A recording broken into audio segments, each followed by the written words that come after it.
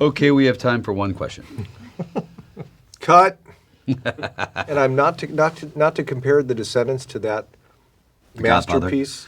No, but Make Way for Tomorrow.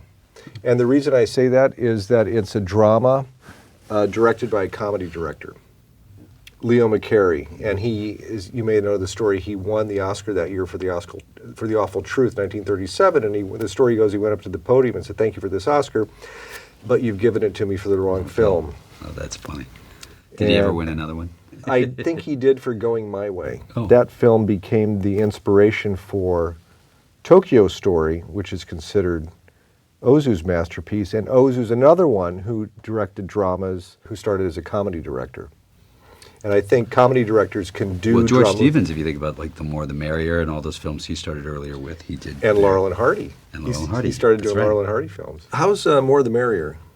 It won 5 Academy Awards. It's a great film. Joel McCrea is unbelievably great. He's always good. He's always good. He's so good in this movie. There are those great sort of one shots where it's shooting down a hallway where people are coming through different doors and keep coming in and out, and the camera just stands still. That you just love it.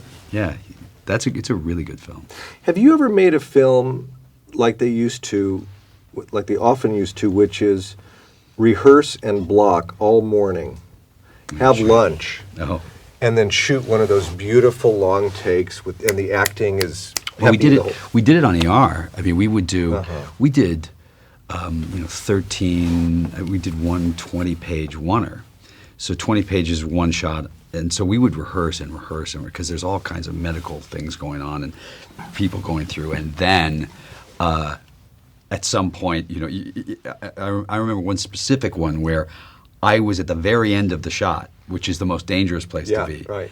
And my only line is I have to look just past the camera as the camera gets into my room. It goes through all of the whole emergency room and ends up on me, and I have to say, supraventricular tachyarrhythmia, which is a word I have never forgotten since then. But I swear to God, you'd hear this, and they'd screw it up 30 times before they'd finally get to you, and they finally get all the way to you, and you're like, panicking.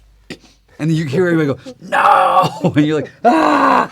And I never got it. I finally just sort of turned my back as I go, and I turned my back over and then looped it in later because I couldn't. I panicked every time. I had it written across a gurney. I've never heard the story of, because the brilliant tracking shot in Goodfellas ends on Henny Youngman.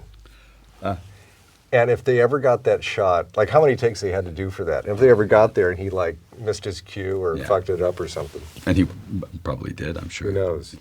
When you have someone who's as good as what they do as Alexander, he has a great touch of going from funny to sad. It's a very hard thing to do really well. There are very few people that do it that well.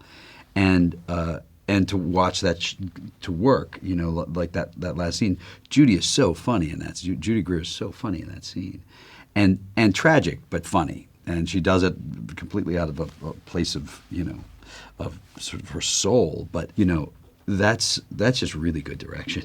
That my job is not screwing up the scene, and that's the truth. That's an essentially dramatic scene when she's sort of apologizing to the wife or saying that she forgives the wife. But it's structured as a gag. It cuts to George's reaction. First of all, the laughs are always on the reaction. 3 times, and comedy often just works in threes. It's structured very much like a very standard classical gag. Oh, it's a Jack Benny gag. It's the first one is like good for you, and the second was like, well, maybe not. Where's this going? But okay, sure. And the third one is like, okay, that's enough. It was absolutely 1, 2, 3. You're right. Oh.